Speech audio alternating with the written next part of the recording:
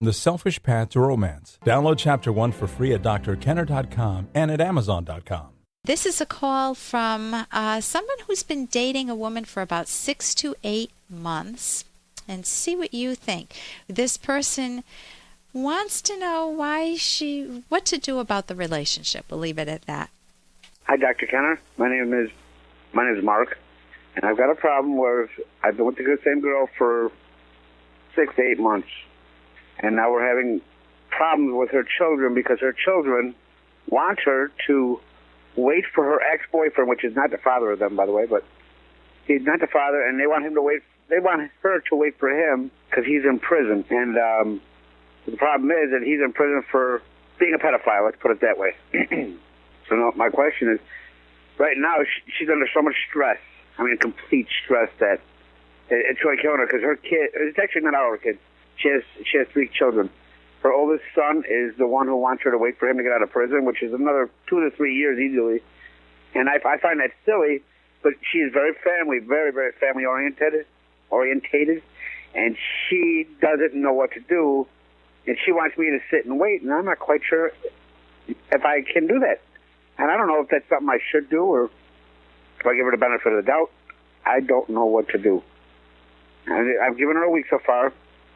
She still calls me, tells me she loves me. For the last couple of days, I told her not to call, so she didn't, and it's still very hard.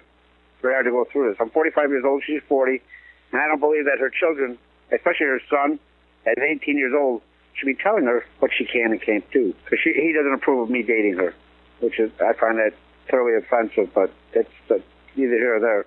The other thing is, too, is after 6 months, about 8 months we've been together, I still have not been invited to her house because she does not want to offend him, and I find that kind of insulting. And I don't know if I should or not, so, if you can email me back and let me know what I should be thinking. Not what I should be thinking. I don't know. Tell me what you think about this. Okay. What happens when an 18-year-old is running the show and telling mom, she's got 3 kids, Mom, you cannot marry this guy, you cannot date this guy. I want you to be family-oriented and to wait till the pedophile, my buddy the pedophile, your old boyfriend comes, not even my dad, but that he gets out of jail, and that's in 2 to 3 years, and then we'll have a happy family. Mom, the 3 of us, you and the pedophile. Isn't this fun? Now, this gives new meaning to family-oriented. She's very family-oriented.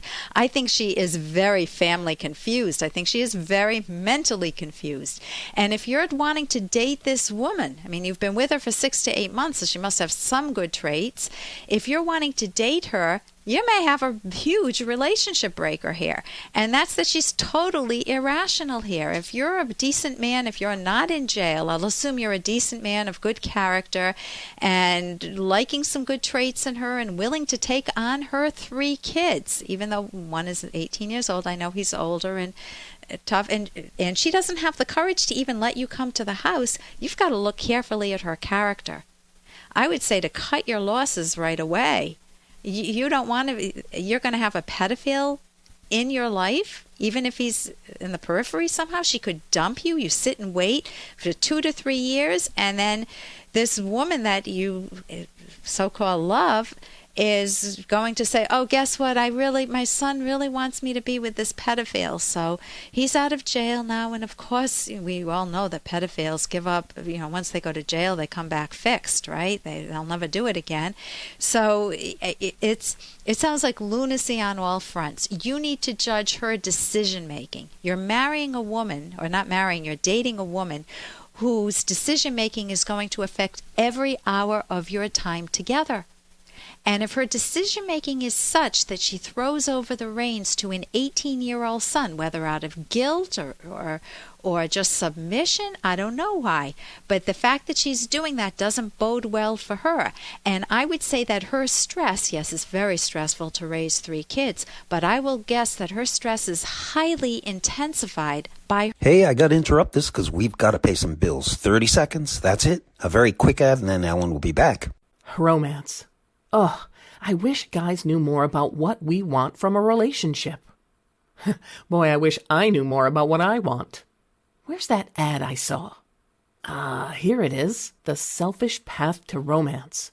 A serious romance guidebook. Download Chapter 1 for free at selfishromance.com and buy it at amazon.com. The selfish path to romance. That is interesting.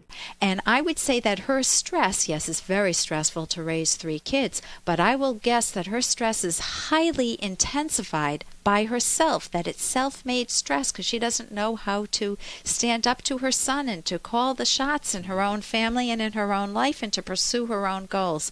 So I would not be a side dish in her life. I would move on and find yourself someone who has less baggage, but take a close look as to why you were attracted to her and why you stayed with her that long. And I think that she needs to suffer the consequences of her choice making, her decision to waver and to stay with the son, to go with the son's decision or to appease the son or please the son. That's not healthy. I'm Dr. Ellen Kenner. You're listening to The Rational Basis of Happiness, and you can pick up the phone and call me right now. My number's toll-free, 1-877-Dr. That's toll-free, 1-877-DRKENNER. I got a quick question. Someone emailed me a question. Is it immoral to be gay? You speak about morality and living a moral life. My resounding answer is absolutely not. It is totally a personal choice. And if you are gay and you're stealing or robbing, then that's immoral. But it's not the gayness, it's the stealing and robbing. If you're heterosexual and stealing and robbing and lying and cheating, then that's immoral. But it's not because you're heterosexual.